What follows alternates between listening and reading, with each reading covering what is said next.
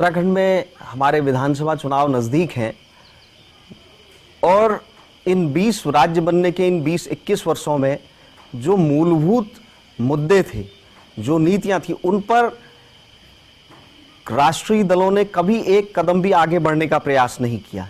जो स्थितियां राज्य बनने से पहले थी जस की तस हैं, बल्कि मैं ये कहूँगा कि और ज़्यादा खराब हुई हैं।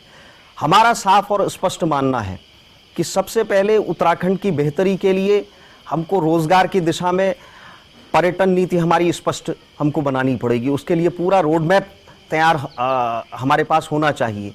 हमारा कृषि नीति स्पष्ट रूप से हम जो उत्तराखंड क्रांति दल ने बनाई है, हम उसको लागू करेंगे। हमारी उद्यान नीति, हमारे वनों का प्रबंधन, जिससे उत्तराखंड को बेहतर तरीके से उन संसाधनों पर हम लोग काम कर सकें और उससे रोजगार मुहैया करा सकें।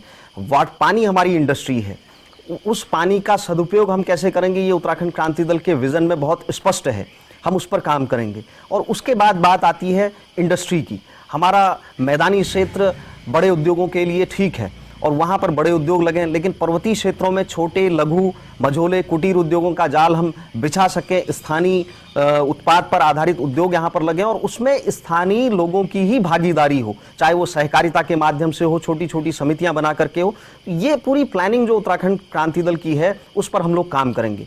दूसरा जो सबसे महत्वपूर्ण बात है कि राज्य बनने के बाद हमारी स्वास्थ्य नीति में कोई बदलाव हमारी सरकारें नहीं कर पाई हैं। आज हमारे दूरस्थ क्षेत्रों के विकासखंडों मुख्यालयों के अस्पतालों की स्थितियां खराब हैं। न केवल विकासखंड मुख्यालय, बल्कि जो जिला अस्पताल है, चाहे वो पिथौरागढ़ के हों, उत्तरकाशी के हों, चमोली जनपद के हों, रुद्रप्रयाग का हो, हमारा चंपावत जिले के अस्पताल हो, अल्मोड़ा जनपद का अस्पताल हो, यहाँ पर स्थितियाँ बहुत अच्छी नहीं हैं।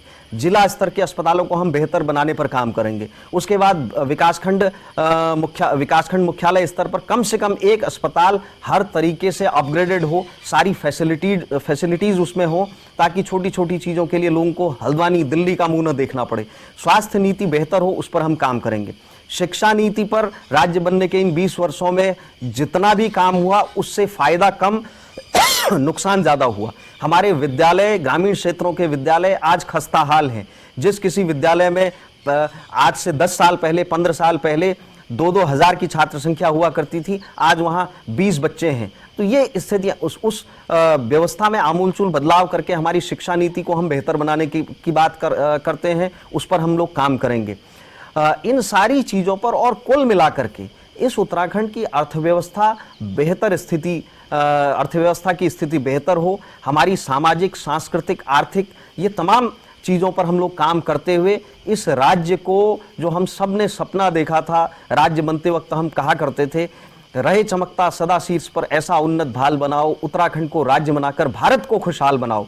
हमारा जो कल्पना रही है कि राज्य मजबूत होगा, कहीं ना कहीं पर देश भी मजबूत होगा, उस भावना के साथ हम लोग काम करेंगे। आवश्यकता इस बात की है कि एक बार उत्तराखंड क्रांति दल को उत्तराखंड की जनता नेतृत्व दे, ताकत दे और उत्तराखंड क्रांति दल इन तमाम सारे विषयों पर सक्षम है एक बेहतर विकल्प के लिए। धन्यवाद।